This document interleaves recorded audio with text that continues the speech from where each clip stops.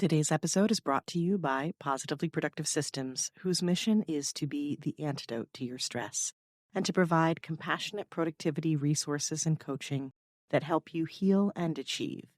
Be sure to check out both free and paid resources at positivelyproductive.com/resources. When you consider it's a response, you can see that stress, in and of itself, is neither good nor bad per se. But our response to stressors matters when it comes to determining our thresholds and what serves us or doesn't. These differences are labeled as good stress, known as eustress, and bad, known as distress. We just tend to call it all stress, but it's important to make this distinction.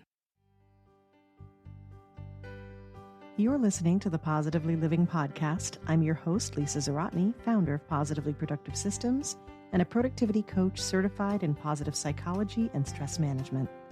Join me as we explore ways to live a more proactive, positive life with episodes on productivity, self-awareness, mindset, entrepreneur life, habits and systems, simplicity, fun, and more.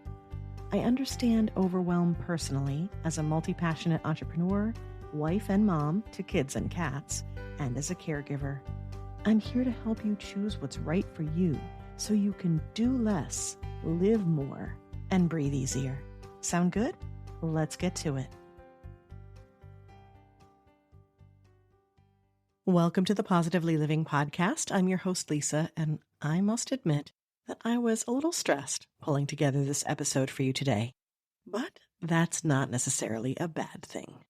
And in my own meta fashion, today we'll talk about why. Like many other aspects of productivity, stress tends to be misunderstood, which is why I bring it up repeatedly on the podcast. I became certified in stress management in March of 2020, and no, the irony wasn't lost on me. Talk about universal timing.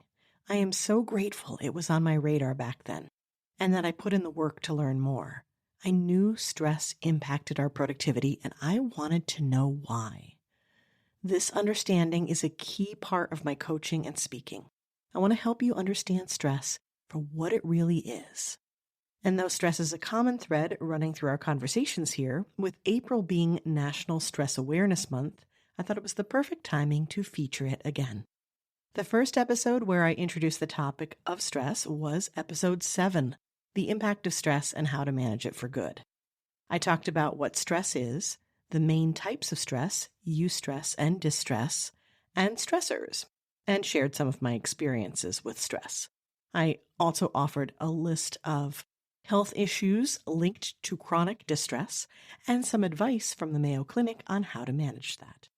And in an episode in the fall of 2023, I added more to that initial episode, clarifying a few things and talking about an important feature of stress we often overlook, which is our topic for today.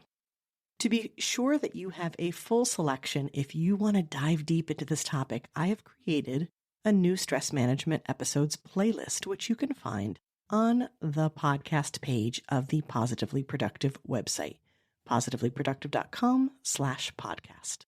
Before we dig into how some stress is actually necessary, let's quickly review what it is.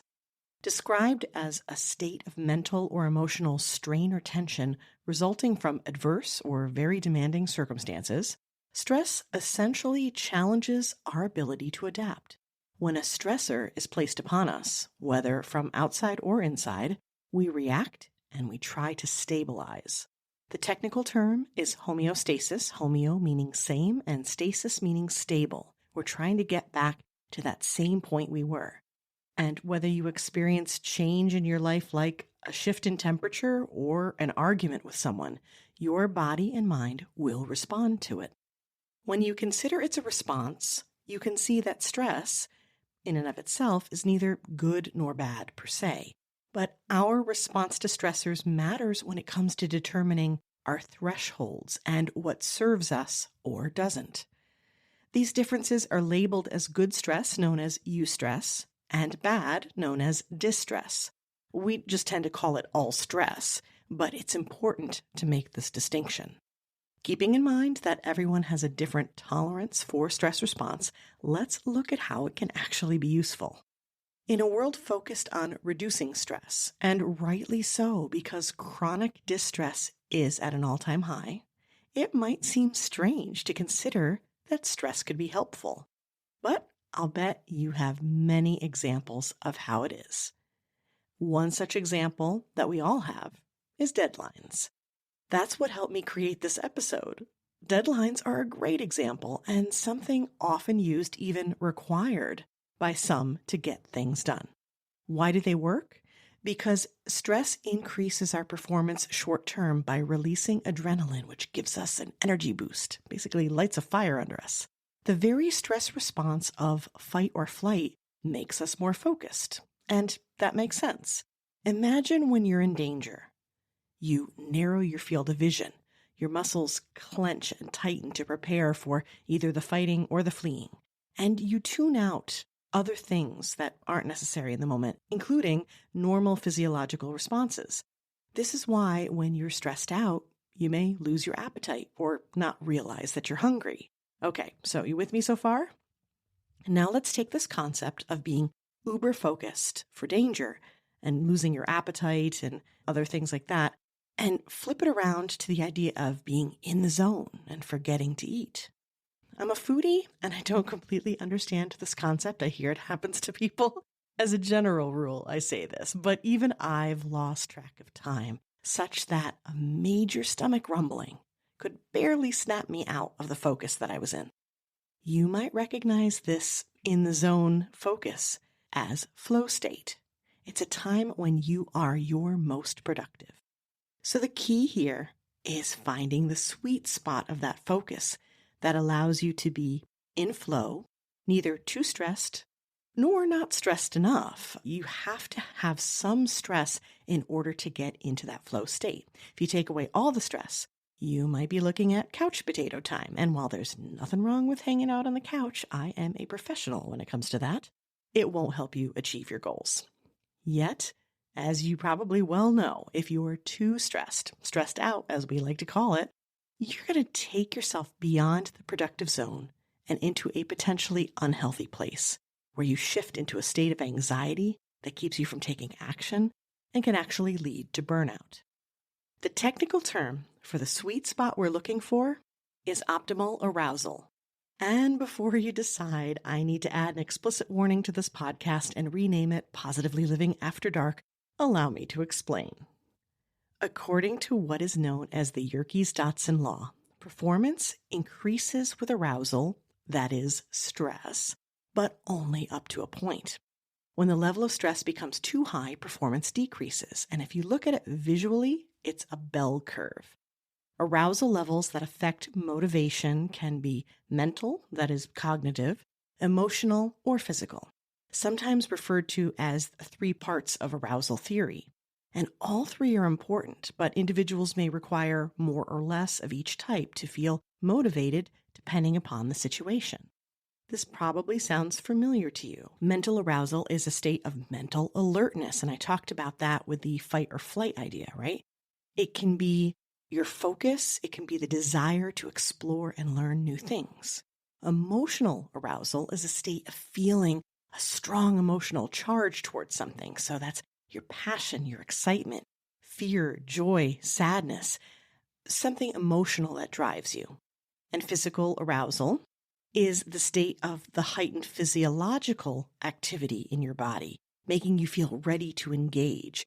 And that's the classic fight or flight where your pupils dilate and your vision narrows and your heartbeat increases. And I can even feel that happening right now because I'm excited about this topic. Now, there are so many factors that can affect those different levels of arousal. Think about your workload, your environment, like the lighting, temperature, noises, distractions, how complex your task is. You don't need as much arousal in order to engage in a simpler task. The familiarity and the skill level with the task. So if it's something that you've done before, even if it is more complicated, again, you're not going to need as much arousal. Then there's the degree of risk involved. Also, the quality and quantity of your sleep.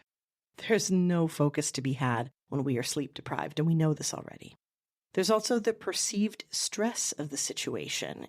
If you feel like it's a very stressful situation, and that could also be your perceived degree of risk, you are going to react differently and need a different level of stress or arousal. Then there's your general health, your mental health, your current mood. All of these things can affect the level of arousal or stress that you need. And one other fun fact, personality traits like introversion and extroversion. You as an extrovert will be seeking a higher level of stress/arousal than an introvert might. Now that can be changed or undone by other factors, and I'll give you a couple more examples. My youngest child and my husband are two great examples of how this works differently. My youngest is prone to anxiety and cannot handle deadlines in the same way that my husband does. As a matter of fact, my husband thrives on the stress of deadlines to help him through. Now, interestingly, they're both introverts. However, they also both have ADHD. However, one is older and has a different perception of stress. The other is younger and tends toward anxiety, so it makes sense that deadlines would work differently for both of them. Once again, and I've talked about this so many times in the podcast, it all comes down to self-awareness. It all comes down to, it's not just optimum levels, it's your optimum level. What stressors light a fire under you just enough to get you to move, but not to feel like that meme with the dog where he's surrounded by flames and totally checked out and keeps repeating the line, "This is fine, I'm fine, everything's fine." What's in between? You will know you're in the optimal range when your mental capacity, attentiveness, processing speed, your ability to learn and make decisions feel like they're really at their best. You'll know when you feel like you're in the zone and ready to make it happen. That's where you want to be. We'll be talking more about productivity and flow states, how to get in and out in future episodes. And I'm curious what you thought about this topic. And is there anything else you'd like to know about this topic or others? I'd love to hear from you. Message me through social media or on my website and let me know.